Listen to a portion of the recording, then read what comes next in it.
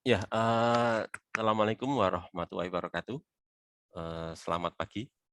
Pada pagi hari ini kita akan melanjutkan materi bab satu ya, masih bab satu ya. Kalau kemarin lusa kita bahas tentang besaran dan satuan ya. Di situ besaran itu ada yang punya arah sama ada yang tidak punya arah ya. Yang punya arah kita sebut dengan nama besaran yang yang punya arah namanya besaran vektor ya. Besaran Iya, vektor, yang nggak punya arah namanya besaran skalar. Nah, untuk pertemuan hari ini kita akan membahas tentang besaran vektor ya. Jadi kita full ya, full akan membahas tentang besaran vektor atau lebih tepatnya sih vektor gitu aja ya. Jadi membahas vektor itu. Ini ada yang mau join lagi ya. Oke. Ya. Jadi langsung saya share screen ya. Saya mau konfirmasi dulu apakah sudah terlihat di monitor ya? sudah Sudah, Pak. Pak. Ya Pak, lihat Pak. Sudah, Pak. Oke, oke ya. Terima kasih atas konfirmasinya ya. Oke, jadi materinya tentang vektor.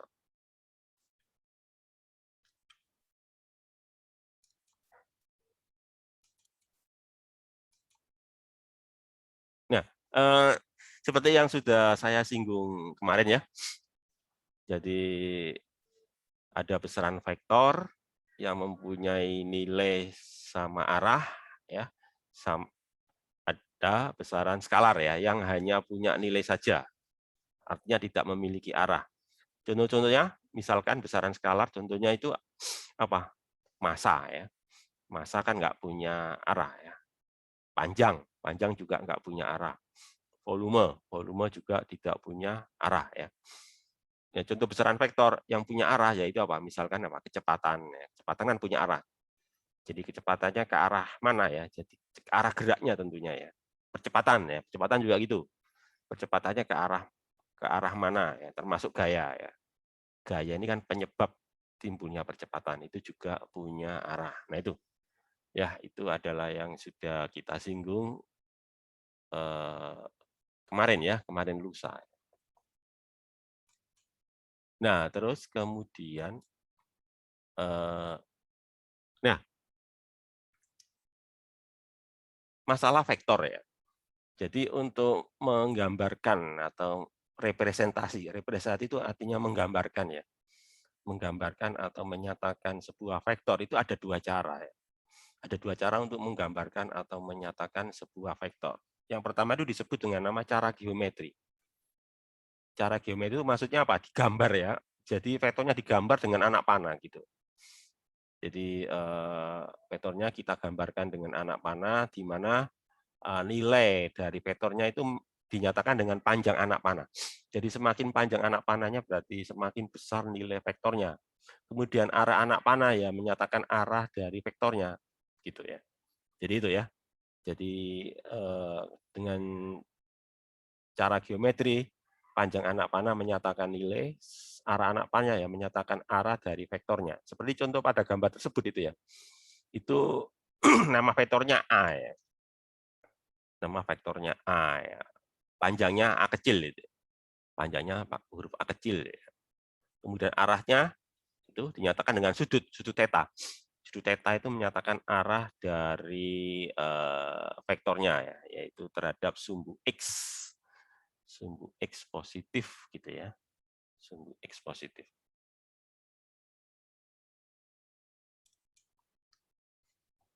Nah, kemudian cara yang kedua itu masih apa? Oh, cara pertama ya, masih cara geometri ya, sebentar. Cara geometri ya. Cara geometri. Ya, masih cara geometri. Oke. Masih cara geometri ya. Nah, misalkan di sini ada 3 vektor ya, vektor A, vektor B, sama vektor C. Vektor A itu yang digambarkan dengan warna biru, vektor B warna merah, lalu vektor C warna hijau ya. Nah, kalau seperti itu, maka bisa kita katakan bahwa vektor A dan vektor B itu sama. Ya, vektor yang warna biru dan warna merah itu sama. Kenapa kok sama? Karena panjangnya sama ya. Satu panjangnya sama, arahnya sama. Nah, itu. Tapi kalau yang vektor C itu sama itu di panjangnya ya, panjangnya sama, tapi arahnya itu lain ya, arahnya berlawanan ya, itu. Jadi kalau seperti ini maka dikatakan vektor A dan vektor B sama, tapi dengan vektor C tidak sama. Meskipun hanya masalah arah ya. Nah itu. Jadi maksud saya gini. Jadi dua vektor dikatakan sama kalau memenuhi dua syarat, yaitu satu panjangnya sama, nilainya sama ya. Yang kedua itu arahnya sama ya. Kalau salah satu nggak sama, ya dikatakan vektor tersebut tidak sama begitu ya. Nah itu seperti itu gambarannya ya. Oke.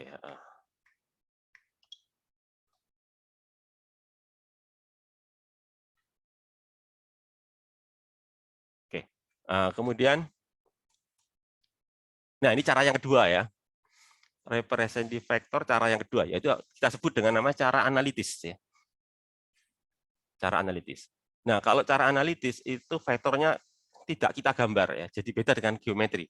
Kalau geometri kan kita harus gambar anak panah ya. Kalau ini nggak perlu. Jadi kita nggak perlu menggambar.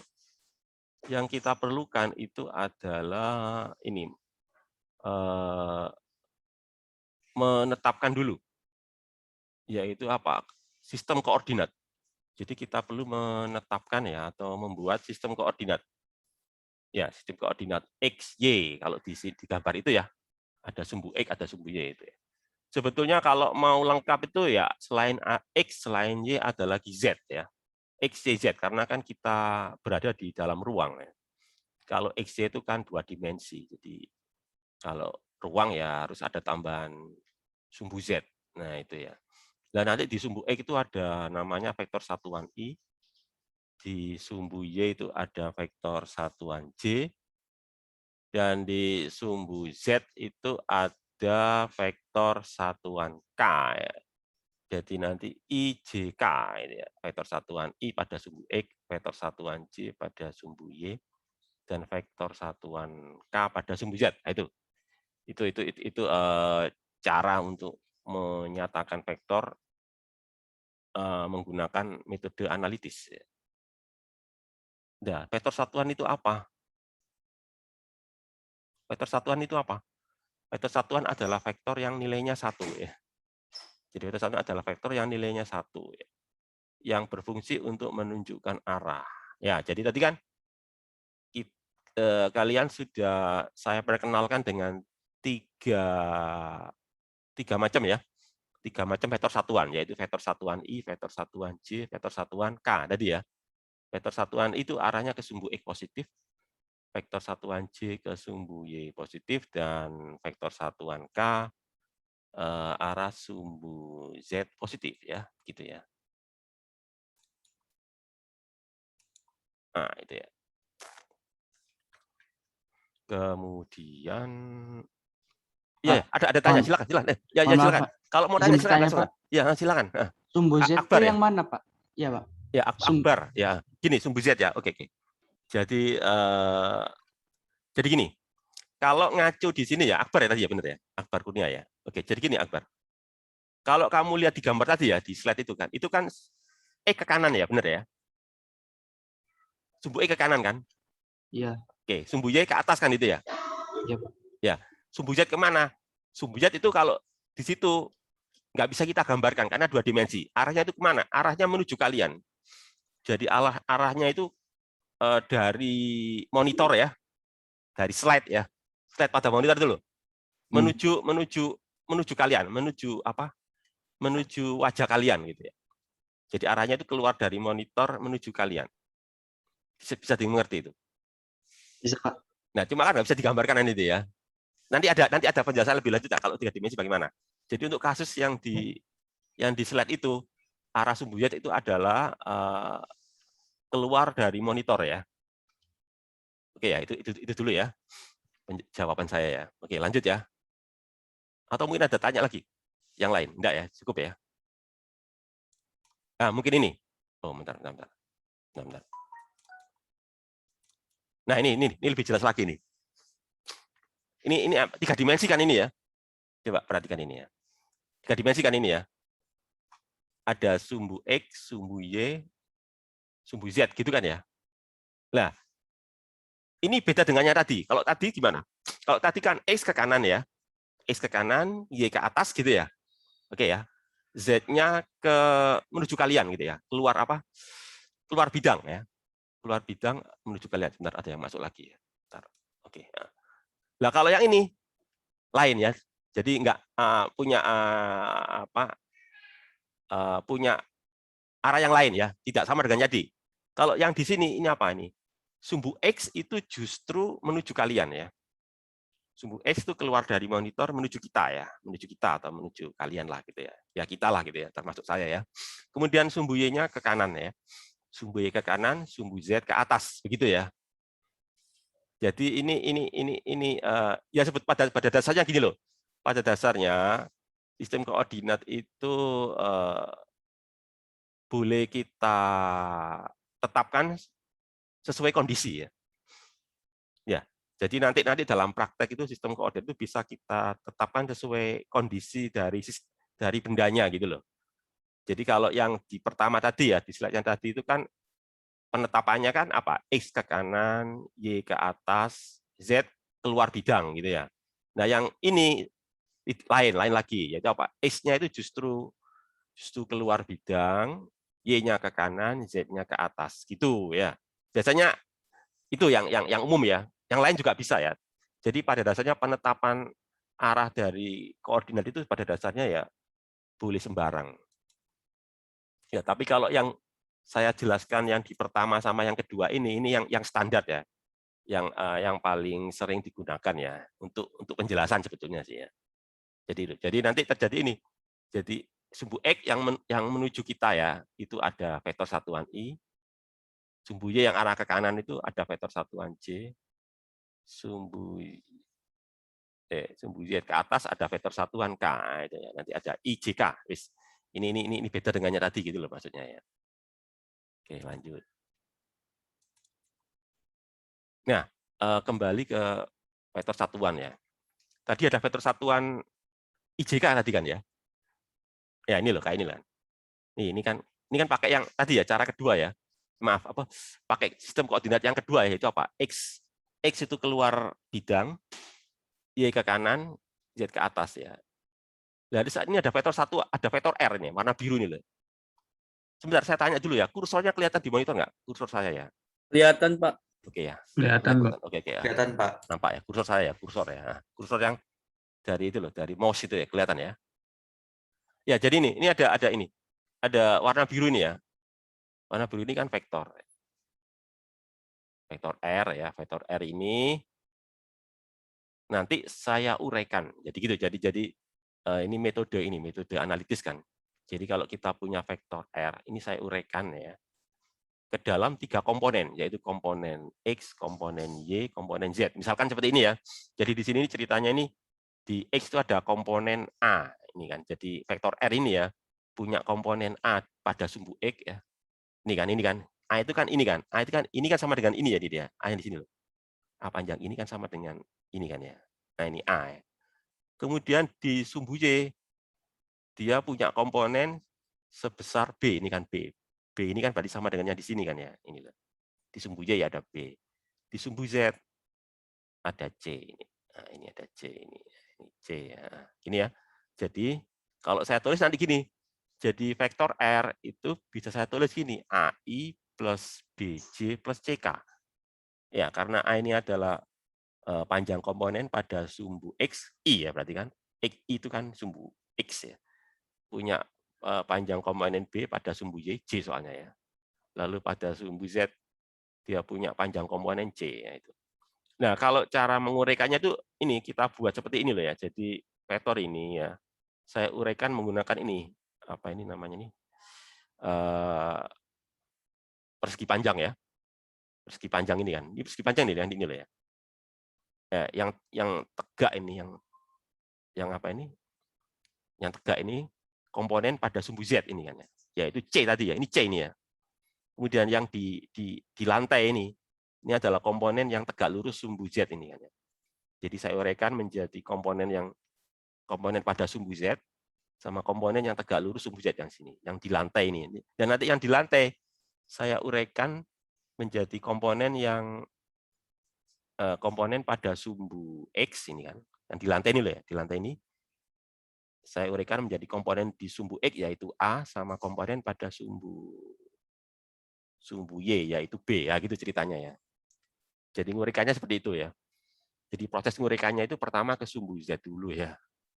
Habis ke sumbu Z, nanti kan ada yang di lantai baru saya uraikan ke dalam komponen X sama komponen Y. Nah, itu ya. Itu cara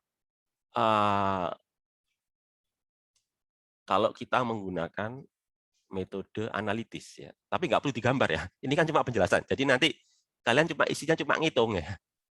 Ya, jadi nggak perlu kayak vektor. Vektor kan harus digambar. Ini kan penjelasan ya, penjelasan cara analitis dengan geometri ya. Jadi ini coba mengaitkan antara analitis dengan geometri ini. Kalau ini kan geometri kan digambar ini kan ya. Nah, kemudian tadi kan kalian sudah tahu, vektor kan pasti punya dua hal kan? Punya apa? Punya dua hal kan vektor itu ya. Punya apa Nilai dan apa? dan arah. Ya, nilai. Benar Nilai sekali. Ya, nilai dan arah kan. Ini nilainya ini yang di sini nih. Ini nilainya gini. Nilai vektor tadi kan panjang vektornya itu ya. Bagaimana panjang vektornya? Ya ini. Akar A kuadrat plus B kuadrat. Ini panjang atau nilai ya. Nilainya berapa ini? A kuadrat plus B kuadrat plus C kuadrat. Sebentar. Biar nanti kalian mengerti ya. Kalau menuliskan nilai ya. Nama vektornya tadi apa? R kan ya. Ya. Kalau kalian menulisnya dengan huruf tebal ya. Huruf tebal atau mungkin nggak tebal ya, tapi dikasih anak panah kayak ini kan double ya. Itu artinya vektor ya. Jadi ditulis tebal atau dikasih anak panah di atasnya itu berarti vektor. Tapi kalau yang seperti ini ya, ini kan ada anak panahnya nggak? Kan nggak ada ini ya. Dicetak tebal nggak? Ditulis tebal nggak? Ini kan nggak ya. Itu berarti nilai ya. Ya, nilai vektor. Jadi ketika tidak dikasih anak panah atau tidak tidak dicetak tebal, berarti dia menggambarkan nilai. Jadi nggak perlu dikasih arah.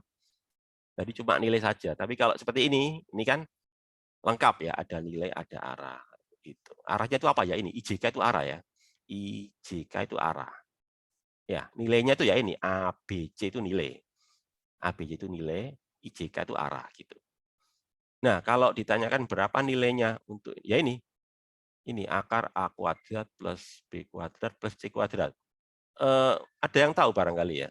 Ini rumus apa ini? Rumus akar A kuadrat plus B kuadrat plus C kuadrat ini rumus dari mana ini kok? Pitagoras. Nah, benar Pitagoras ya. Itu adalah rumus Pitagoras. Pitagoras 3 dimensi ya. Jadi sama kayak kalian menghitung itu loh. Menghitung diagonal balok. Ini kan sebetulnya balok nih sebetulnya nih. Jadi sebenarnya ini kalau bisa kita bayangkan seperti balok gitu loh. Balok yang apa itu panjangnya A ya. Balok ini panjangnya A, lebarnya B gitu ya. Terus tingginya C. Nah, kayak gitu ya. Ya, ada balok dengan panjang A, lebar B, tingginya C. Maka ini adalah kan diagonalnya kan, diagonal ruang ini ya. Ya, jadi sebetulnya ini kan diagonal ruang ini. Diagonal ruang dari baloknya. Oke, benar. Rumus Pitagoras 3 dimensi itu ya. Nah, itu tadi nilai. Sekarang kalau arah. Nah, ini menyatakan arah. Jadi untuk vektor 3 dimensi itu arahnya itu dinyatakan dengan ini. Jadi untuk menggambarkan arah dengan cara analitis itu kita gunakan 3 sudut ya. Jadi ini ada 3 sudut. Sudut alfa, sudut beta, sama sudut gamma. Sudut alfa ini adalah sudut vektor R ini kan ya, terhadap sumbu X. Ya, terhadap sumbu X. Sudut beta ini adalah sudut vektor terhadap sumbu Y. Gitu ya. Ya, sudut gamma itu adalah sudut vektor terhadap sumbu Z gitu ya, sumbu X, sumbu Y sama sumbu Z. Ya, jadi itu. Nah, nanti cara menghitungnya gimana? Kan nanti jadi gini, nanti kalau misalkan di soal ya, diketahui vektor apa misalkan ya, vektor R kayak ini. A, I, B, J, plus B. Ditanyakan ini, hitung nilainya, tentukan arahnya. Nah, itu. Kalau ditanyakan nilai, berarti ya menggunakan rumus Pitagoras itu tadi ya. Kalau ditanyakan arah, berarti kalian harus menghitung alfanya berapa, betanya berapa, gamanya berapa. Nah, rumusnya ini. Ini ya, pakai rumus ini. Cos alfa A per R. A itu kan komponen ya. Komponen pada sumbu X. R itu apa? Tadi panjang diagonal tadi ya. R itu yang ini tadi. Hasil perhitungan panjang diagonal tadi ini. Jadi komponen pada A dibagi panjang diagonal tadi itu ya. Atau lebih tepatnya apa ini? Panjang vektornya ya. Nilai vektornya itu. Ini cos alfa. Kalau cos beta pakai B karena komponen pada sumbu X. Maaf kok sumbu X, sumbu Y ya. Ya, sumbu Y. Kalau pada sumbu Z pakai C ini kan. Gamma ini kan terhadap sumbu Z. Jadi pakai C ini. Ya, ini ya. Jadi ini. Terus kalau mencari alfanya bagaimana? Misalkan apa? Cos alfa sama dengan A per R. Nyari alfanya bagaimana? Pakai arcus, Pak. Yang keras, Hanin? Pakai arcus. Ya, arkos ya. Arkes cos ya. Jadi menggunakan arkes cos. Atau kalau di kalkulator itu tombolnya itu apa? Cos -1 ya. Cos pangkat -1 ya, inverse maksudnya ya itu. Itu ya caranya itu. Oke. Nah, itu ya.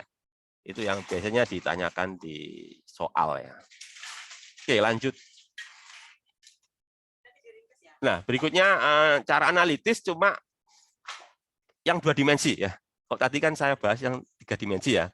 Sekarang yang lebih sederhana yaitu kalau 2 dimensi bagaimana? Nah, ini adalah vektor 2 dimensi. Jadi X-nya ke kanan, Y-nya ke apa ini? Ke atas ya. Nah, nanti ada I, ada J ya. Nah, ini vektor A ya. Ya, kalau 2 dimensi nanti jadi gini ini kan. Vektor A, ini ada AX, I, AY, J. Jadi gini, AX itu yang ini loh. Ini AX ya. Ini AX pada sumbu X ya. Pada sumbu X disebut AX.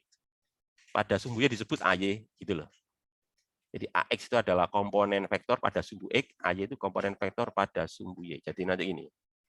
Jadi A vektor nanti AXI plus AYJ gitu ya.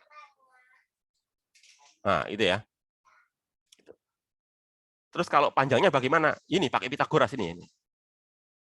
Ini pakai Pitagoras ini ya. Jadi nilai ya. Jadi ini kan harga mutlak ya. Harga mutlak itu maksudnya nilai ya.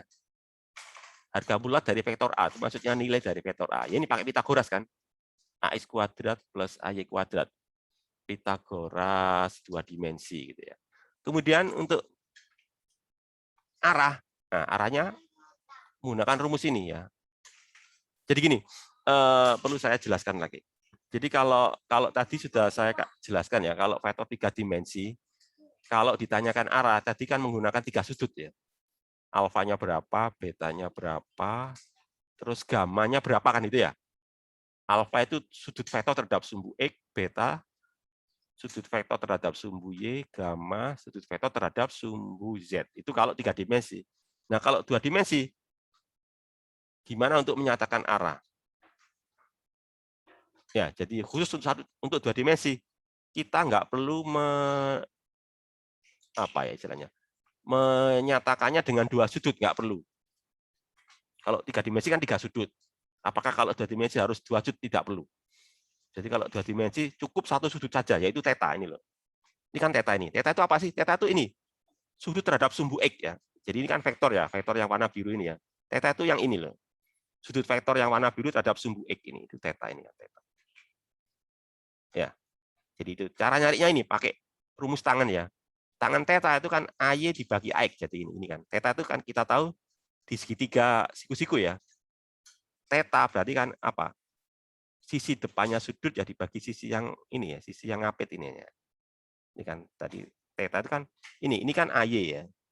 AY dibagi AX. Nah itu jadi pakai tangan. Ya, jadi gitu. Jadi nggak perlu 2 sudut. Kenapa kok begitu? Iya. Soalnya kan kalian kan bisa ngitung sudut terhadap sumbu Y ya. Benar kan? Misalkan contoh gini loh. Katakanlah misalkan sudut terhadap sumbu X itu misalkan 25 derajat. Ya. Misalkan ini 25 derajat. Bisa nggak kalian ngitung ini terhadap sumbu Y? Bisa, Pak. Bisa, Pak. Berapa? 45. 65, Pak. 65. Dari mana 65? 90 kurang 90 derajat. Iya kan gitu sih. Kan Iya. bisa dihitung kan ya. Jadi kalau misalkan ini 25 derajat, kan yang sini kan gampang aja tinggal 90 dikurangi 25 kan ya.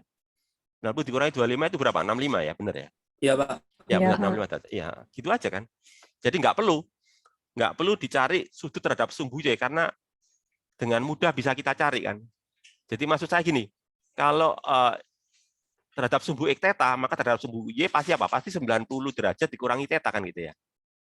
Nah, itu ceritanya ya. Kenapa kok nggak perlu harus menyatakannya dengan dua sudut. Cukup apa? Mohon maaf, Pak. Ya, silakan.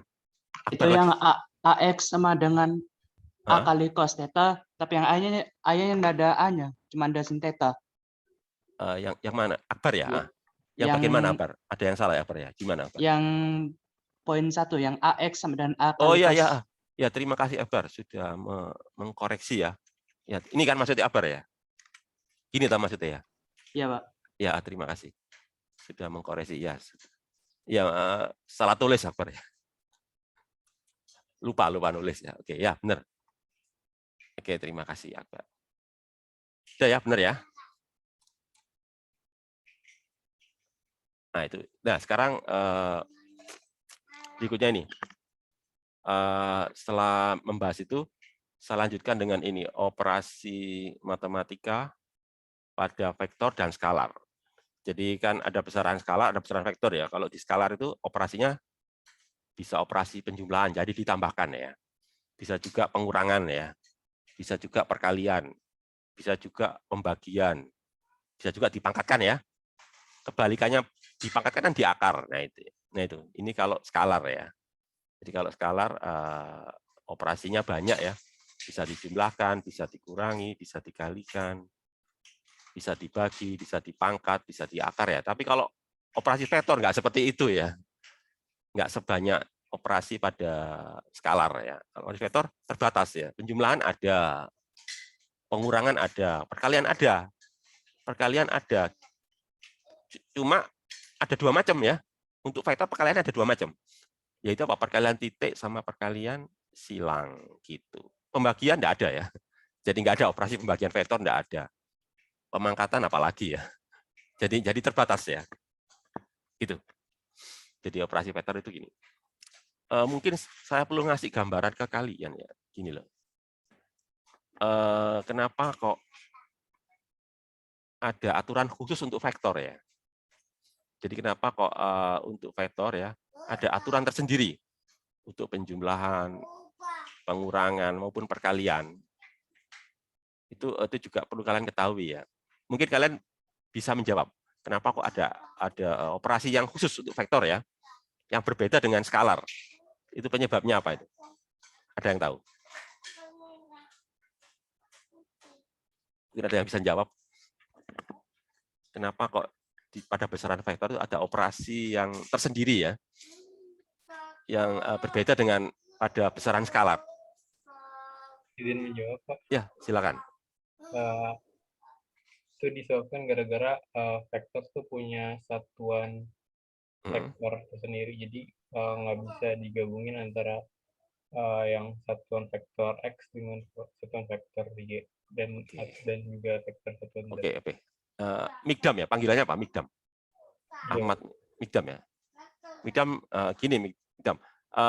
Tadi Mikdam menyebutkan apa? Ada apa tadi? Ada satuan vektornya. Vektor satuan lah maksudnya ya. Ya, vektor. Ya, vektor satuan itu berarti berkaitan dengan apa itu? Vektor satuan I, vektor satuan J, vektor satuan kan gitu ya. Itu kaitannya dengan apa IJK itu? Dengan maksudnya? Ya itu loh. Kan IJK itu kan tidak ada di besaran skalar ya. Iya, Pak. Adanya kan di besaran vektor kan ya? Iya. Ya, itu berarti kaitannya dengan apa itu?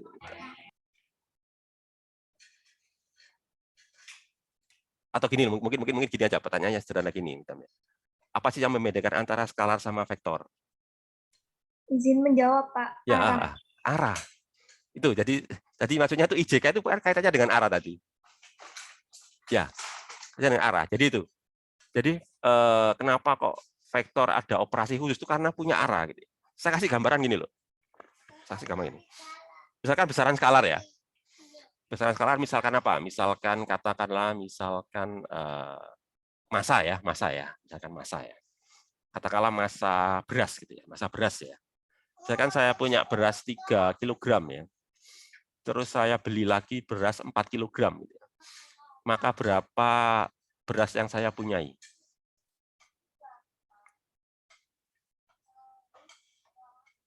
Berapa? Saya punya beras 3 kg ya, terus saya beli lagi beras 4 kg. Gitu ya. Maka berapa beras yang saya punyai? 7, Pak. 7 kan? Kilogram. 7 kg kan ya? Nah, itu kan operasi penjumlahan besaran skalar ya. Nah, sekarang coba kalian perhatikan pada operasi vektor ya. Katakanlah misalkan saya pilih aja vektor yang gampang-gampang kita amati ya. Pergeseran. Vektor pergeseran atau vektor perpindahan ya. Perpindahan itu kan punya arah ya. Jadi kalau misalkan saya jalan kaki, misalkan 3 meter ya. 3 meter ke timur ya. Saya jalan kaki 3 meter ke timur, habis itu lanjut 4 meter ke utara. Ya, jadi 3 meter ke timur, lanjut 4 meter ke utara. Pertanyaan saya, berapa total perpindahan saya? 5 meter, Pak. Nah, kan 5 meter. Pak. Kenapa kok kalian jawab 5, kok nggak 7? Karena perpindahan. Perpindahan, Titik Pak. awal, titik akhir sama titik awal. Nah, kan gitu ya. Gitu. Tapi coba sekali lagi ya, misalkan yang lainnya ya, misalnya ini. Saya tadi 3 meter ke timur ya. 3 meter ke timur, terus lanjut 4 meter ke barat. Jadi 3 meter ke timur, terus lanjut 4 meter ke barat. Berapa perpindahan totalnya? 1, Nah, Pak. 1 kan. Sudah. Kan sudah lain jawabannya ya. Jadi 3 tambah 4 itu jawabannya kan bisa 5 ya. 3 tambah 4 kan bisa 5, bisa 1 ya. Benar kan? Bisa juga 7 kan ya. Kalau arahnya sama ya. Ya, jadi 3 meter ke timur, 4 meter ke timur lagi gitu ya. Itu baru 7 kan ya. Jadi saya mau mengatakan ini bahwa 3 tambah 4 itu kalau di besaran skala itu kan pasti 7 ya. Tapi kalau di besaran vektor ya nanti dulu. Nggak mesti 7 kan ya. Harus melihat apa? Arahnya. Arahnya. Lihat arahnya. Kalau arahnya tegak lurus, ya kita gunakan Pitagoras kan itu ya. Kalau berlawanan arah kita kurangkan kan itu ya. Kalau searah baru dijumlahkan ya. Atau kalau yang lain lah nanti ada rumus lain gitu ya. Jadi itu. Makanya di sini kan ada pembahasan tersendiri ya untuk operasi vektor karena ada faktor arah termasuk pengurangan ya. Selain penjumlahan ada pengurangan perkalian ya. Nah itu juga perlu kita bahas ya. Oke, lanjut ya. Ya, nanti kita melakukan tinjauan ada 2 ya. Tadi kan cara geometris, yang kedua cara analitis. Oke. Kita tinjau yang bisa dibayangkan, yaitu cara geometris ya. Kalau analitis itu kan nggak bisa dibayangkan ya. Yang bisa dibayangkan dulu lah pakai cara ini. Cara geometris. Nah, kayak ini ya. Ini kan geometris kan digambarkan itu ya. Jadi misalkan ini vektor A ditambah vektor B ya. Vektor A tambah vektor B kan ini ya. Vektor A tambah vektor B. Ini hasilnya nih. Warna merah ini ya. Atau kalau dibalik ya. Vektor B ditambah vektor A ini kan ya. Lah pertanyaan saya sama enggak? A ditambah B sama B ditambah A. Hasilnya. Coba lihat. Antara vektor Sama, merah. Pak. Sama. Tadi kan sudah saya jelaskan ya. 2 vektor dikatakan sama kalau apa? Panjangnya sama, arahnya sama kan itu ya. Iya, Pak. Coba lihat ini. Ini panjangnya sama enggak ini? Sama ini ya. Sama, Pak. Sama. Arahnya? Sama. Sama. Berarti kesimpulannya apa? Kesimpulannya ini kan. A ditambah B sama dengan apa? B tambah A. Itu disebut apa? Komutatif. Jadi komutatif apa? Dibolak-balik. Hasilnya sama ya. Itu komutatif itu. Itu penjumlahan ya. Apalagi berikutnya.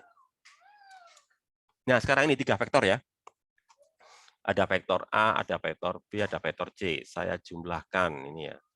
Vektor A tambah vektor B tambah vektor C. Hasilnya vektor D ini ya. A, B, C. Nah, kemudian kalau yang ini, B dulu ya. B dulu, habis itu C, habis itu A. Hasilnya ini. Sama nggak ini? Sama, Pak. Sama ya. Jadi maksudnya apa ini? Maksudnya urutan ini ya. Urutan itu nggak ini ya, nggak mempengaruhi hasil ya. Ini kan A dulu, baru B, baru C. Kalau ini apa nih? B dulu, baru C, baru D ya.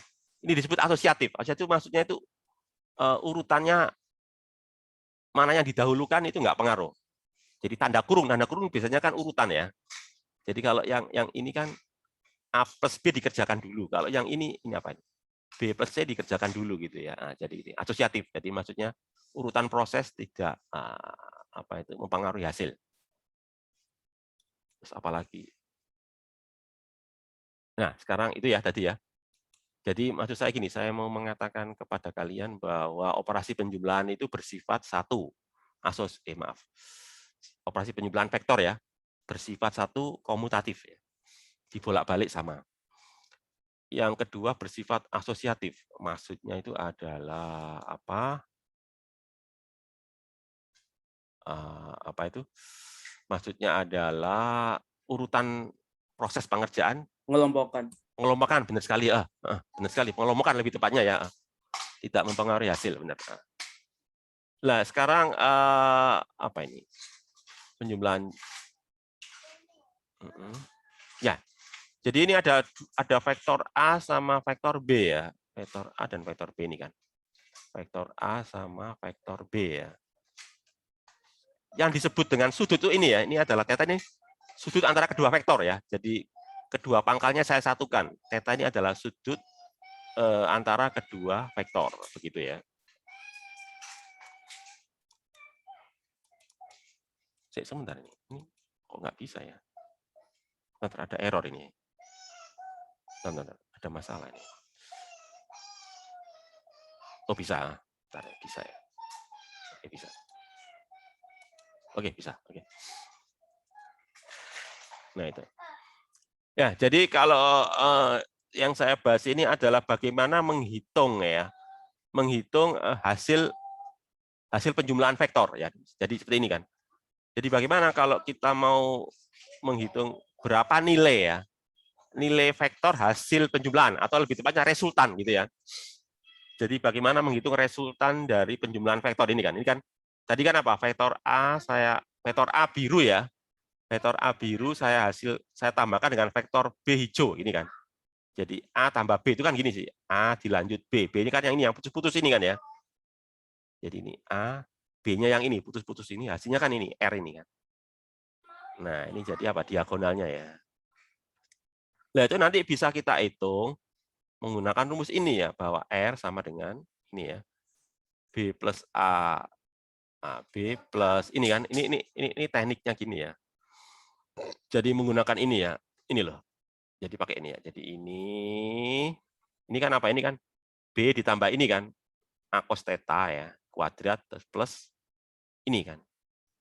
Ya, yang ini adalah ini kan, A ini kan, asin theta ini kan ya, ini asin theta ini kuadrat ya. Sehingga ini kalau diuraikan ya. Jadi loh, yang ini diuraikan ini ya. Nanti ketemunya ini nanti. Jadi apa? A kuadrat plus B kuadrat plus 2AB cos theta. Ini ya. Mungkin kalian masih ingat ya, gini ini rumus apa ya?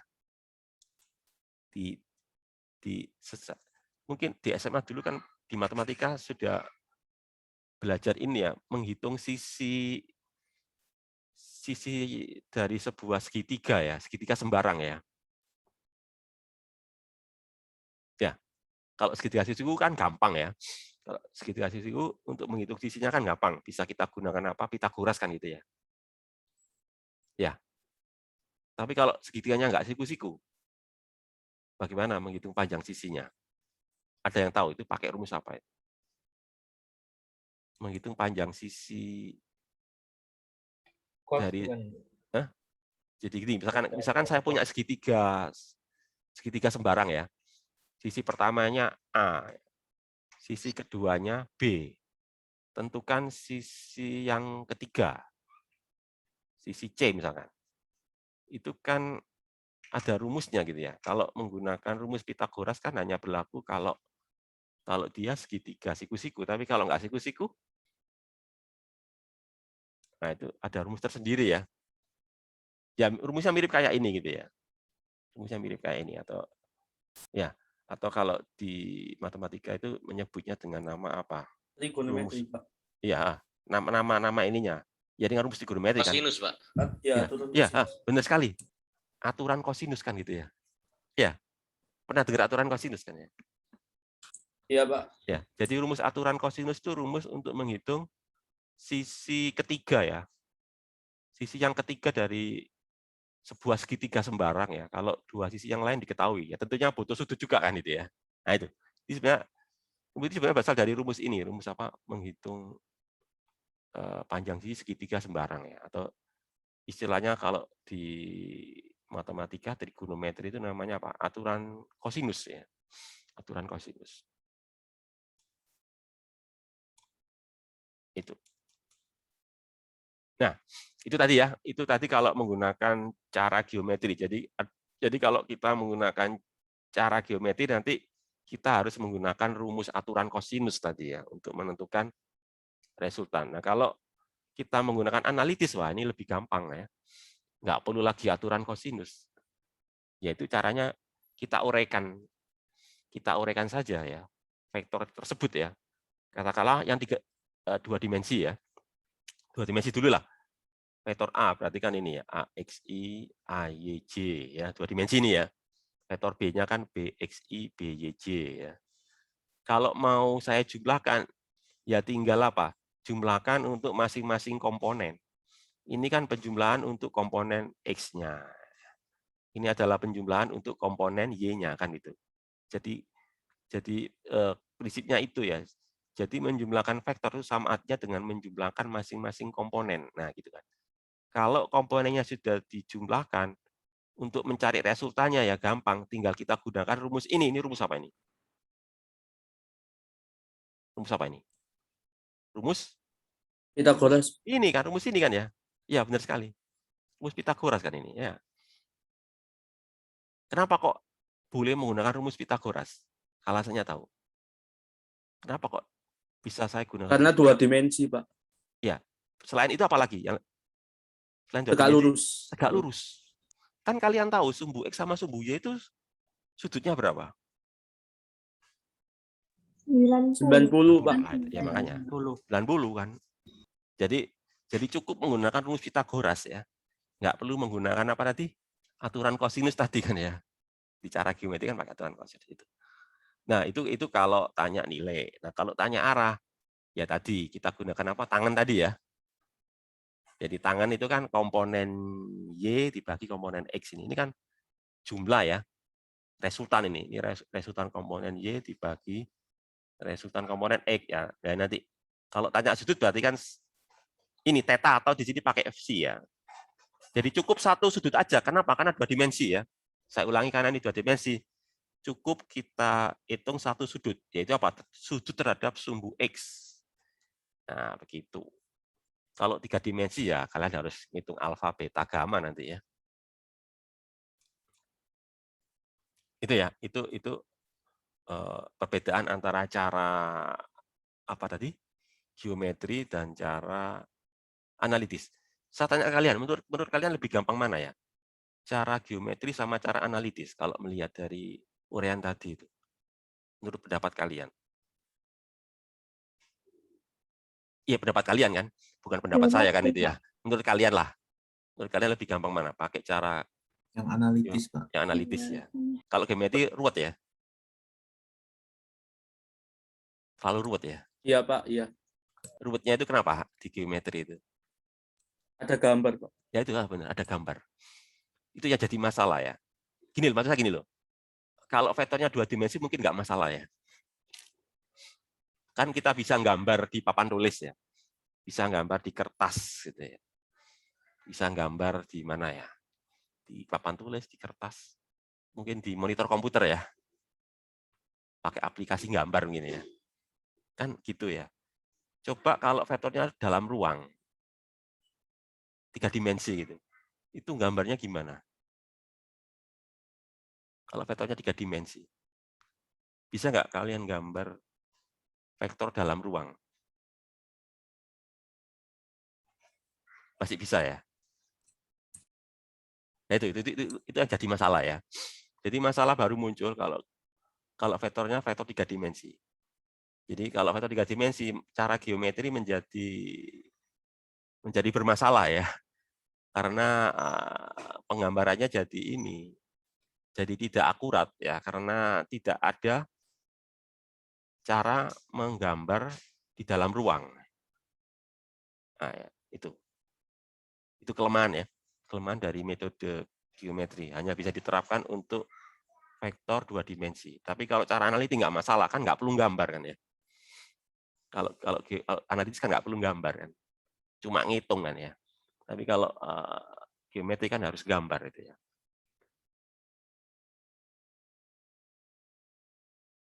Nah itu ini. Terus berikutnya ini operasi vektor pengurangan. Nah, ini. Bagaimana kalau mengurangkan ya? Mengurangkan itu definisinya tuh ini ya.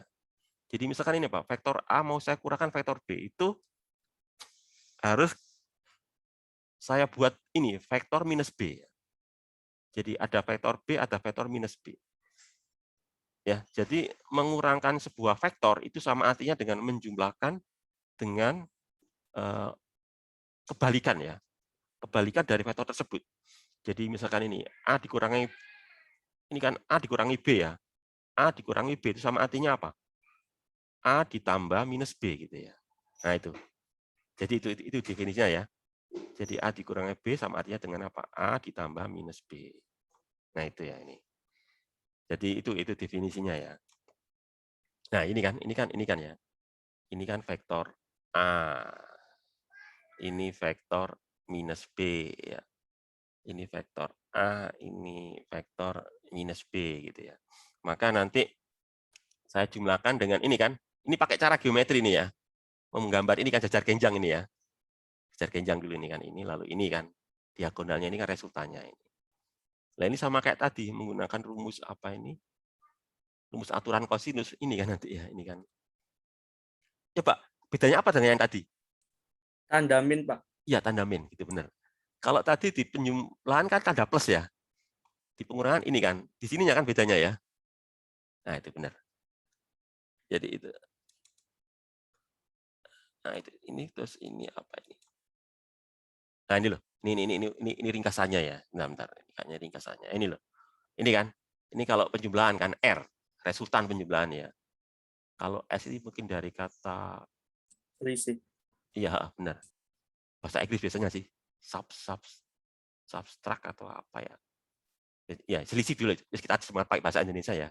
Selisih, cuma ini nggak pas ini. Ya bolehlah, resultan bolehlah.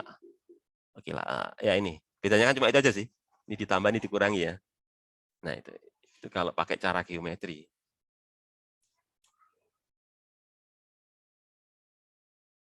Kalau pakai cara analitik, ya sama dengan, kalau pakai cara analitik ya kita gunakan yang ini aja. Kalau pakai cara analitik ya. Mana tadi coba sih. Kalau cara analitik ya kita gunakan ini. Bentar ya. Nah ini pakai cara ini. Cuma diganti dikurangi kan. Kalau ini kan ditambah nih. Jadi tinggal dikurangi aja ini kan. Jadi ini kan jadi misalkan apa? A dikurangi B ya, vektor A dikurangi vektor B. Berarti nanti kan perbedaannya kan di sini aja ini. Jadi apa nih? AX dikurangi BX ini apa ini? AY dikurangi BY gitu. Jadi nanti resultannya atau S-nya nih ya, S-nya ini kan nanti ini. Jadi akar ya, akar dalam kurung ini AX dikurangi BX kuadrat ditambah AY dikurangi BY kuadrat. Nah, gitu kan. Itu nilainya. Kalau arahnya ya tinggal ini aja ini. Tangan alfa, tangan theta ya, tangan theta atau tangan V ini ya, sama dengan ini. AY dikurangi BY per AX dikurangi BE kan gitu aja ya. Jadi nggak terlalu ribet ya. Nah, sekarang ini tadi sudah ya. Ini sudah. Nah, sekarang ini ya. Sekarang operasi vektor yang ketiga ya, yaitu perkalian. Tadi sudah saya singgung ya. Ada berapa macam perkalian tadi? 2, Pak. 2. Yang pertama apa? Perkalian titik. Yang kedua? Perkalian silang. Nah, itu yang mau itu ada 2 macam kan? Yang tidak ada di skalar kan ya. Kalau skalar kan perkalian ya cuma 1 macam gitu ya. Jadi kalau di vektor ada 2 hasil perkalian. Perkalian titik sama perkalian silang. Apa yang membedakan? Itu yang perlu kalian mengerti ya. Apa yang membedakan antara perkalian titik sama perkalian silang? Mungkin ada yang tahu. Mungkin dulu di SMA pernah mempelajari ya. Izin menjawab, Pak. Ya, silakan. Setahu saya kalau perkalian titik lebih ke arah kos, Pak, penggunaan kos. Penggunaan kos. Kalau Kalau perkalian silang, kalau perkalian silang cenderung ke sin, Pak. sin ya. Ya memang bukan cenderung, memang iya gitu ya. Memang iya, jadi bukan cenderung, memang iya. Jadi kalau perkalian titik menggunakan kosinus, perkalian silang menggunakan sinus. Iya, salah satunya itu ya. Tapi sebetulnya yang paling penting sebetulnya ada lagi yang lebih penting selain itu apa ya? Selain masalah hasil perkaliannya ya, yang satu pakai cos, yang satu pakai sin. Ada lagi yang lebih penting. Cara pengerjaannya, perkaliannya gitu, Pak. Ya, Kalau gimana? kalau dot itu lebih ke sejenis perkalian sejenis. I sama I, J sama J, K sama K.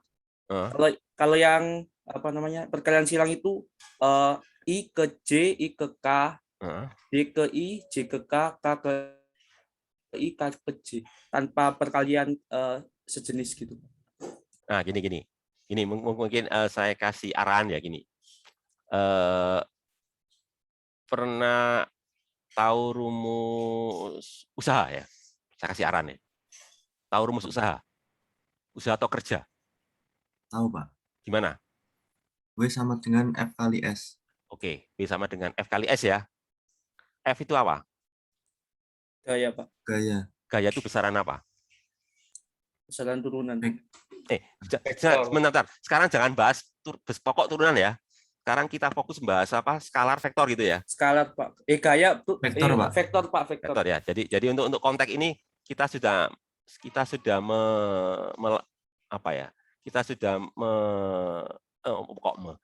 nggak membahas lagi pokok turunan ya. Kita lebih fokus ke apa? Skalar vektor gitu ya. Oke. Karena topiknya kan tentang vektor itu ya. Jadi saya ulangi lagi, gaya tadi besaran apa? Vektor, Pak. Vektor. Kalau SS itu apa? Jarak. Jarak. Perpindahan. Jarak atau perpindahan? S itu. Jarak, Pak. Nah, ini saya luruskan ya. Jadi rumus yang benar ya, rumus yang benar itu adalah W sama dengan F titik S. Ya, F ada anak panahnya, S ada anak panahnya. Artinya apa? F itu besaran vektor, S juga besaran vektor gitu ya. Berarti S itu apa? Perpindahan, Pak. Nah, perpindahan. Kalau kalian ngomong jarak itu punya arah enggak? Nggak ada, Pak. Enggak ada. Makanya rumus yang benar itu S itu adalah perpindahan ya, bukan jarak ya. Ya itu. Nah, sekarang kalian cermati ya, F itu vektor. S itu vektor. Terus hasilnya kan W ya. W itu kan usaha ya. W itu besaran apa? Skalar, Pak. Nah, skalar kan. Ya, jadi kesimpulannya apa itu? Besaran vektor kali besaran vektor, hasilnya? Skalar. Skalar. Nah, itu jawabannya ya. Ya, jawabannya itu. Jadi perkalian titik itu hasilnya adalah besaran skalar. Kan titik itu. Kan rumus usaha itu kan W sama dengan F vektor ya. Titik. S vektor kan itu. Ya, jadi itu ya. Jadi itu yang penting ya. Itu yang penting ya, yang paling penting itu ya. Selain tadi masalah kos dan sin tadi ya. Jadi itu. Jadi kalau perkalian titik itu hasilnya itu adalah besaran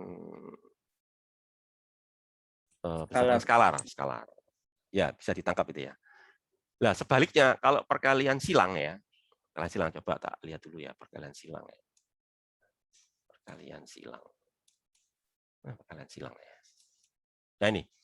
Kalau perkalian silang ini kan hasilnya adalah vektor. Jadi vektor A silang vektor B hasilnya adalah vektor. Contohnya apa? Contohnya torsi. Torsi itu kan punya arah ya. Torsi ya. Torsi itu apa ya? Momen gaya ya. Kalau bahasa Inggrisnya torsi ya. Momen gaya atau torsi ya. Torsi atau momen gaya itu punya arah ya. Itu berasal dari vektor R, vektor posisi ya. Vektor R, vektor posisi, silang ya, cross, silang dengan vektor gaya. Ya, jadi torsi sama dengan R cross F. Ya, vektor torsi berasal dari vektor posisi, silang, cross dengan vektor gaya. Nah, itu perkalian silang. Hasilnya punya arah ya. Itu yang hanya ada di besaran vektor ya, nggak ada di besaran skalar. Mana? Coba kembali lagi ke perkalian titik ya. Nah, ini ya. Nah ini ya. Tadi seperti yang dikatakan Hanin tadi ya, pakai cos kan itu ya. Ini kan pakai cos ini tadi ya. Jadi itu. Jadi kalau perkalian titik ini kan A titik B, A dot B ya, sama dengan nilainya A, nilai ya. Nilainya A, nilai vektor A dikalikan nilai vektor B dikalikan kosinus sudut antara kedua vektor ini kan ya, ini kan vektor A warna biru ya.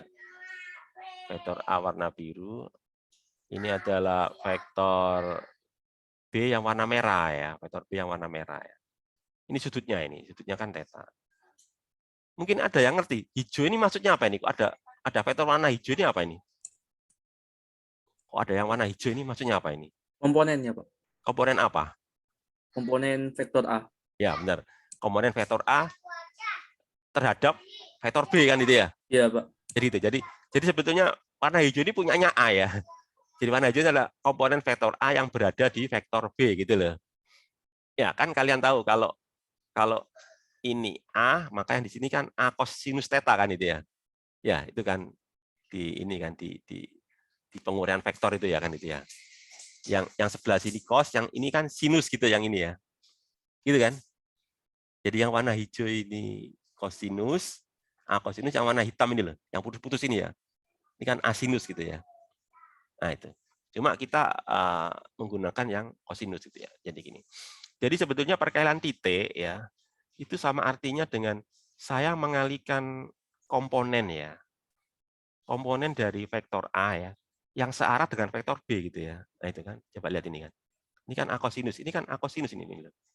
A cosinus ini ya. Jadi sama artinya dengan itu. Jadi A dot B itu sama artinya dengan A cosinus theta dikalikan B gitu ya. Nah, itu. Mungkin gini, mungkin akan lebih jelas kalau saya kasih contoh ini ya. Tadi ya, kembali ke tadi ya, rumus usaha tadi ya. Kan tadi kalian menyebutkan usaha itu sama dengan apa tadi? Gaya kali perpindahan ya. Oke tadi ya. Usaha itu kan gaya kali perpindahan gitu ya. Iya, Pak. Oke, jadi misalkan ini. Misalkan saya punya gaya 10 Newton ya. 10 Newton arah timur ya. Terus kemudian menggerakkan benda sehingga benda bergeser 2 meter ke timur ya. Jadi gaya 10 Newton ke timur ya. Menggerakkan benda sehingga bergeser 2 meter ke timur kan itu ya. Berapa usaha yang dilakukan oleh gaya tersebut? Berapa? 20. Nah, 20. Oke ya. Paham ya? Oke, 20. Oke. Ya. Sekarang kalau nggak seperti itu. Sekarang kalau gayanya nggak ke timur ya. Gayanya arahnya nggak ke timur. Tapi arahnya membentuk sudut ya. Jadi arah gayanya membentuk sudut misalkan 60 derajat. Jadi gayanya membentuk sudut 60 derajat terhadap arah timur gitu ya. Gayanya 10 Newton. Membentuk sudut 60 derajat terhadap arah timur. Dan bendanya bergeser 2 meter. Gitu ya. Berapa usaha yang dilakukan oleh gaya tersebut? Jawabannya apa? Gaya 10 Newton yang membentuk sudut 60 derajat terhadap arah timur. Sehingga 10 akar 2, Pak. Ya, gimana? 10 cos 10 30 kali 2. Kali 10. Cos 60, pakai cos kan ya? Iya, Pak. Ya, jadi gini kan. 10, ya, cos 60 gitu ya. Terus dikalikan 2 kan ya? Benar nggak? Cos 60 itu berapa? Setengah. Jadinya berapa? 5. Nah, jadinya kan 5.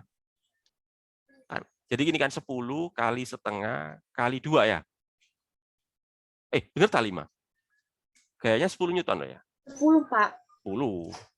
Gayanya 10 Newton. Cos 60 setengah ya. Geser 2 meter kan ya. 10 ya. Itu. Jadi kan muncul kosinus kan itu ya. Ya. Jadi muncul kosinus. Jadi kita cari komponen gaya yang searah dengan gerak kan gitu ya. Kan gaya 10 Newton. Yang searah dengan gerak jadi berapa ya? 10 cos 60 yaitu berapa? 10 cos 60 berarti kan 5 ya, 5 5, Newton. Pak. Ya, itu. Maksudnya itu gitu ya. Itu contoh yang gampang. Jadi yang melakukan usaha itu adalah komponen gaya yang sejajar dengan atau yang segaris ya. Yang sejajar dengan arah gerak. Yang tegak lurus tidak melakukan usaha gitu ya. Nah, itu. Nah, itu kalau menggunakan cara geometri ya. Ini cara geometri. Sekarang kalau cara analitik ya. Jadi nggak perlu gambar. Ini kan A dot B. A dot B 2 dimensi ya. 2 dimensi. Jadi ini adalah apa ini? AXI AYJ, B-nya BXI BYJ gitu ya. 2 dimensi ya. A dot B berarti kan ini AXI plus AYJ plus BXI plus BYJ begitu ya. Lalu saya kalikan. Saya kalikan menggunakan titik. Kira-kira ada berapa suku ya? Ini kan ceritanya kan ada 2 suku ya. 2 suku dikali 2 suku kan itu ya. Berapa suku nanti hasilnya? 2 suku dikalikan 2 suku. Berapa suku nanti? 4, Pak. Ya, 4 suku ya. Oke, benar. Suku pertama itu ini loh. Suku pertama itu ini. AXI dengan BXI gitu ya. Ini kan. Ini suku pertama ya. AXI dengan BXI. Nanti ini kan. AXI sama BXI. Nanti ini ya. Atau ditulis ini. AX BX apa? I dot I ini ya. I dot I. Itu suku pertama. Suku kedua ini ya. AXI dengan BYJ ini ya. Suku kedua ya. AXI dengan BYJ. Atau ditulis gini ya. AXBY I dot J gitu kan. Suku ketiga itu ini loh. AYJ dengan BXI ini ya. AYJ dengan BXI berarti nanti bisa kita tulis ini AYBX J dot I gitu ya. Terus suku terakhir suku keempat tuh ini ya. AYJ dengan BYJ yaitu nanti ini AYBY J dot J gitu. Ya, nanti hasilnya itu ini nanti ya. Hasil akhirnya nanti ini. AXBX AYBY. Jadi berapa suku ini? Berapa suku ini? 2, Pak. 2, Pak. 2. Bagaimana ceritanya kok dari 4 suku menjadi 2 suku?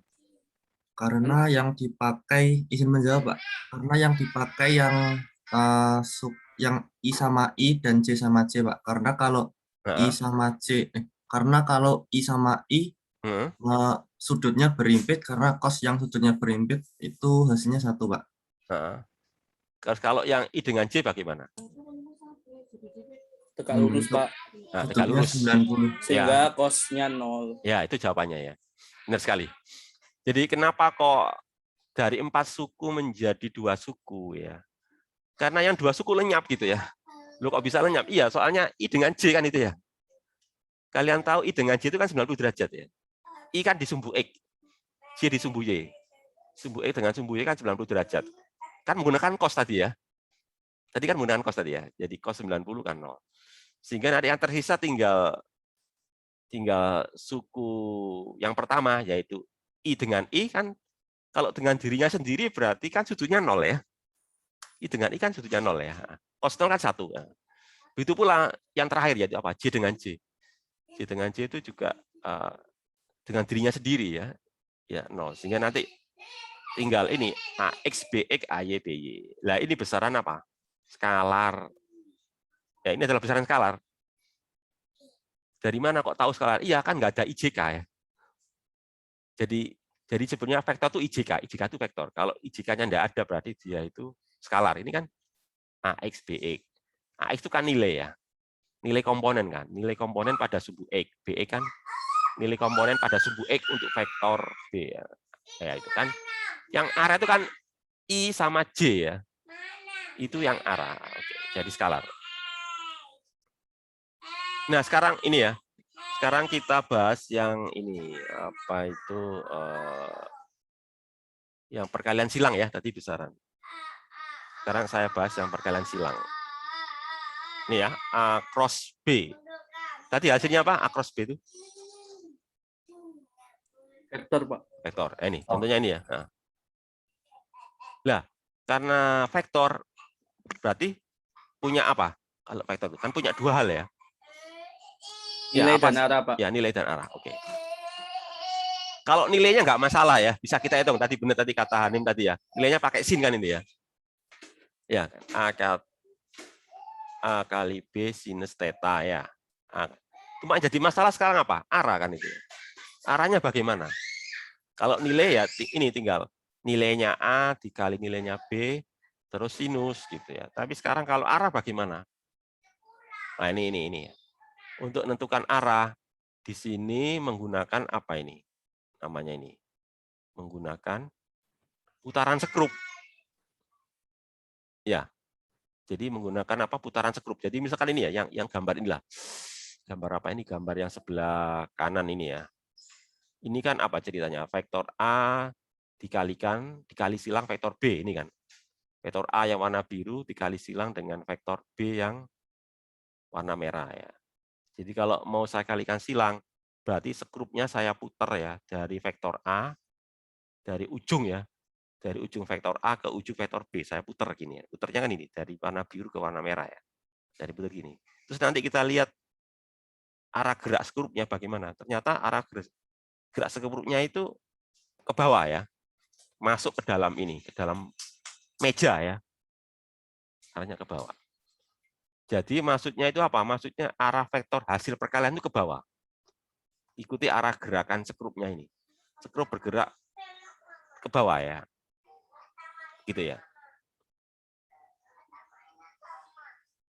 Nah, ini juga masalah. Masalahnya gini loh.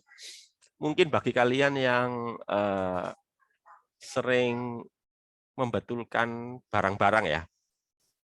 Barang-barang yang ada sekrupnya itu mungkin ngerti lah. Gerak sekrup seperti apa ya. Tapi kan tidak semua dari kalian itu mengerti betul tentang gerakan sekrup ya. Ya, terutama mungkin yang perempuan ya, yang cewek ya. Yang mungkin nggak pernah berurusan dengan perbaikan alat-alat gitu ya. Mungkin nggak tahu itu sekrup itu seperti apa ya gerakannya ya. Nah, makanya untuk memudahkan saya ganti aja deh. Saya nggak menggunakan aturan sekrup ya. Ini kan pakai aturan sekrup ini ya. Aturan sekrup saya ganti. Saya ganti dengan aturan tangan kanan. Ya. Ya, biar gampang dibayangkan. Aturan gerakan sekrup saya ganti dengan aturan tangan kanan. Coba kalian perhatikan tangan kanan kalian ya. Di tangan kanan kalian kan ada ibu jari ya. Ada telunjuk, terus ada jari tengah gitu ya. Ya. Jadi misalkan seperti ini nih, coba kalian arahkan. Jadi misalkan ini ya, A cross B. A cross B itu artinya vektor pertamanya A ya. Vektor pertama A, vektor kedua B. Vektor hasilnya, misalkan sebut aja C ya. Jadi A cross B sama dengan vektor C. Jadi vektor pertama A, vektor kedua B, C adalah vektor hasil perkalian. Jadi nanti vektor pertama itu dinyatakan dengan arah ibu jari ya. Vektor kedua dinyatakan dengan arah telunjuk. Vektor hasil perkalian dinyatakan dengan hasil jari tengah. Oke ya. Jadi coba untuk melihat arah hasil perkalian ya. Coba arahkan tangan kanan kalian ke arah vektor A warna biru ya. Ibu jari arahkan ke warna biru ini. Oke ya. Telunjuk arahkan ke vektor yang warna merah ini. Kalian lihat kemana arah vektor jari tengah. Jadi gini ya. Bisa lihat di monitor ya. Gini ya. Ini ya. Tangan kanan ya. Tangan kanan ini ya. Ini vektor A. Nah, gini kan nanti ya. Ya gini kan. Ya apa? Gini ya. Ini arahkan ini ya. Ini arahkan ke vektor A, arahkan vektor B ya. Ini vektor C-nya ini, hasilnya gini. Jadi gini ya. Vektor A, vektor B, vektor C gitu ya. Coba jawabannya apa? Coba kalian amatilah. Jawabannya arah jari tengah kemana? Benar nggak ke bawah? Benar, Pak. Bawah, Pak. Ya, benar. Oke ya. Jelas itu ya. Ya, jadi saya ulangi lagi, nggak usah menggunakan aturan sekrup lah. pakai atur tangan. Sekarang kalau dibalik ya. Coba sekarang lihat gambar kiri ya. Gambar kiri kan dibalik ini, B cross A. Kalau B cross A berarti apa? Vektor pertama B, vektor kedua A, nanti ini vektor hasil kali, katakanlah C ya. Ya. Coba kalian cermati kemana arah vektor hasilnya atau vektor C-nya. Ke atas, Pak. Ya, ke atas kan itu. Jadi kesimpulannya sama enggak? A cross B dan B cross A? Beda, Pak. Beda. Bedanya di apa? Di arahnya, Pak. Di arahnya. Jadi enggak sama ya. Jadi A cross B tidak sama dengan B cross A. Artinya tidak komutatif gitu ya. Tapi negatifnya kan itu ya. Kalau besarnya kan sama-sama apa? AB sin theta kan itu ya. Kan sama-sama AB sin theta ya. Cuma bedanya arahnya aja. Yang satu ke bawah, ini negatif kan ke bawah artinya ini ya. Negatif kan ke bawah. Yang ini apa? Positif ke atas kan itu ya. Nah itu. Istilahnya apa? Anti komutatif. Anti komutatif artinya itu berlawanan arah gitu ya. Negatifnya apa? Nah itu adalah perkalian silang. Nah kalau ini yang terakhir ya, slide terakhir. Kalau kita nyatakan dengan analitis, nah ini langsung 3 dimensi ini ya. Ini kalau cara analitis ya, langsung 3 dimensi ini ya. Apa ini kan? AXI, AYJ, AZK ya. Langsung 3 dimensi ya. BXI, BYJ, BZK. Ya, vektor A-nya ini, vektor B-nya ini. Nanti hasil kalinya ini vektor C ya. Vektor C itu sama dengan A cross B. Nanti bisa kita cari menggunakan rumus ini. Ini rumus apa ini? Ada yang tahu ini? Ini rumus apa ini? Matriks. Ya, lebih tepatnya bukan matriks sih, apa ya? Temannya matrik. Yang berhubungan dengan matrik, tapi bukan matrik. Determinan, Pak. Ya, aduh, itu jawabannya ya. Jawabannya adalah determinan. Itu adalah determinan. Determinan berapa kali berapa? 3 kali 3, Pak. 3 kali 3. Ini adalah determinan 3 kali 3. Masih ingat cara menghitung determinan 3 kali 3? Masih, Pak. Gimana caranya? Itu dikalikan sama yang kolom 1 sama 2. Yang Terus? I, AX, BX, sama J, AY, BY itu dikali di belakangnya. Jadi terus mengalikannya itu I dikali dengan AY dikali BZ. Lalu ditambah dengan J dikali AZ dikali dengan BX. Lalu AX ditambah dengan AX dikali BY dikali K. Oke. Ya, dikurangi, bisa. Dikurangi dengan AY kali BX kali K. Ditambah dengan AZ kali BY kali I.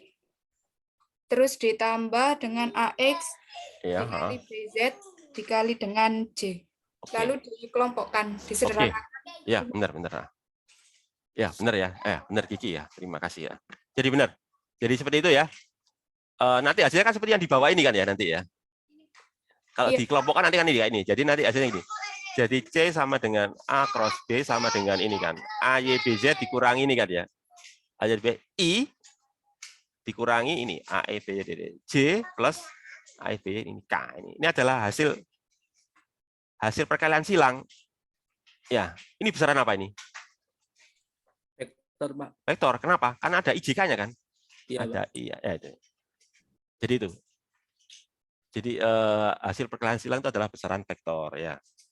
Ya, atau gini loh, mungkin saya nanti aja kalau membahas soal saya jelaskan ya. Cara yang gampang untuk menghitung determinan 3 kali 3 itu kalau saya ya, itu saya tulis ulang. Ini kan kolom 1 ya. Kolom 1 saya tulis ulang di sini, di kolom 4 itu ya. Ya, jadi kolom 1 saya tulis ulang pada kolom 4. Terus ini kolom 2 saya tulis ulang pada kolom 5 kan itu ya. Kalau saya ya. Kemudian saya kalikan diagonalnya ya. Diagonal yang ini, diagonal yang turun ini ya. Diagonal turun saya kalikan ditambahkan ya. Jadi seluruh diagonal turun ada 3 kan ya. Yang sebelah sini sama sebelah sini ya. Terus dikurangi yang diagonal naik ini ya. Diagonal naik kan ini ya. Yang ini nanti yang di sini sama yang di sini ya. Kan nanti ini kan belum saya tulis ulang ini ya. Nanti aja. Nanti saya jelaskan gimana sih cara menghitung apa itu diagonal 3x3 yang seperti yang tadi diuraikan sama Kiki tadi ya. Ya, mungkin ada pertanyaan, ini sudah slide terakhir ini ya. Ada pertanyaan barangkali? Sebelum saya akhiri ya, sudah 10:30 ini. Ya, silakan. Mikdam ya. Mikdam dari teknik fisika. Teknik fisika ya. Ya, gimana Mikdam? Apakah semua yang besaran vektor dikalikan dengan besaran skalar itu harus melewati perkalian silang? Contohnya yang tadi yang seperti apa? Seperti bisa gaya F sama dengan perkalian silang antara massa dengan percepatan. Ya, oke. Saya nangkap pertanyaan Mikdam. Apakah semua yang ya tahu. Jadi yang ditanyakan Mikdam ini kan bagaimana kalau besaran skala dikalikan besaran vektor, begitu ya? Benar nggak? Benar kan itu ya? Ya, benar. Berarti benar ya. Bagaimana kalau besaran skalar saya kalikan besaran vektor? Ini kan nggak saya bahas tadi ya. Jadi kan saya banyak membahasnya kan besaran vektor dengan besaran vektor ya. Tadi loh. Kalau besaran vektor dengan besaran vektor kan ada dua macam perkalian ya. Menggunakan titik atau menggunakan silang. Nah, sekarang kalau yang satu skalar, yang satu vektor, itu bagaimana? Nah, itu gini. Atau kalian saya tanya dulu ya. Misalkan besaran skalar kan nggak punya arah ya. Saya kalikan dengan besaran vektor yang punya arah. Kira-kira nanti hasil perkaliannya apa? Vektor, Pak. Vektor kan. Bisa ngasih contoh? Contohnya apa? Rumus gaya itu, Pak. Rumus gaya? Ya, benar. Rumus gaya bagaimana? Sama dengan M kali A. M ya. Massa kan skalar, sedangkan kecepatan vektor. Ya, benar sekali. Benar sekali apa yang dikatakan Hanin tadi ya. Contoh yang paling gampang itu gaya ya. Hukum Newton 2 itu kan ya. M kali A. M kali A itu kan, M itu kan skalar. Dikalikan A itu kan vektor. Hasilnya kan gaya. Gaya kan vektor, benar sekali hasilnya. Jadi kesimpulannya adalah besaran skalar kali besaran vektor, hasilnya itu adalah besaran vektor. Nah, sekarang yang jadi, mungkin yang ditanyakan sama Mikdam tadi itu, bagaimana cara nulisnya gitu ya? Apakah menggunakan titik atau menggunakan silang? Nah, kalau perkalian skala dengan kalau perkalian besaran skala dengan besaran vektor, nggak usah dikasih titik, nggak usah dikasih silang ya. Langsung didampingkan gitu aja ya. Jadi kedua lambangnya didampingkan, kayak M kali A. Kalian nggak usah nulis M titik A. Nggak usah ditulis M silang A ya. Langsung aja langsung aja MA gitu. Kalau kalian kasih titik itu malah salah. Soalnya kalau kalian titik itu berarti M-nya itu vektor kan gitu ya. Jadi sekali lagi saya ulangi ya. Titik sama silang itu hanya berlaku untuk vektor dengan vektor. Tapi kalau kalau skala dengan vektor nggak usah dikasih titik, nggak usah dikasih silang. Begitu pula skala dengan skalar ya. Skala dengan skalar juga gitu, nggak usah dikasih titik, nggak usah dikasih silang. Ya, gitu ya. Contohnya misalkan apa? Misalkan skala dengan skalar ya apa? Misalkan skala dengan skalar itu misalkan apa? Kasih contoh, bisa kasih itu kalian. Skala dengan skalar ya. Itu nggak usah dikasih titik, nggak usah dikasih silang. Jadi untuk aturannya gitu ya. Jadi titik sama silang itu hanya kita berlakukan untuk perkalian vektor dengan vektor. Selain vektor dengan vektor, apakah itu skalar dengan vektor atau skala dengan skalar, langsung didampingkan ya. Tanpa perlu dikasih titik, tanpa perlu dikasih silang. Kira-kira jawabannya itu, Mikdam. Ada pertanyaan lagi? Enggak ya? Ada lagi pertanyaan lagi? Mungkin ada tanya lagi. Sebelum saya akhiri. Enggak ada? Cukup ya? Oke, kalau nggak ada pertanyaan lagi, saya akhiri aja pertemuan hari ini ya. Assalamualaikum warahmatullahi wabarakatuh. Waalaikumsalam. Terima kasih, Pak. Terima kasih, Pak. Terima kasih, Pak. Ya, sama-sama. Terima kasih, Pak. Sama-sama.